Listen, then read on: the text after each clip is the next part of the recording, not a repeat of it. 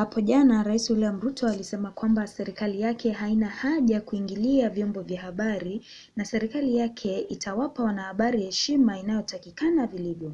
Pia alidai kuwa hawana mpango wowote wa kufunga vyombo vyovyote vya habari. We believe that the media should be left to carry out its duties, its broadcasts, irrespective of how unfair they may be. It doesn't really matter. But the media should be left alone, irrespective of how biased they may be. Because I have seen some other people say, oh, maybe the media will be, I don't know what will be switched off. Take it from me. Kenya has come a long way.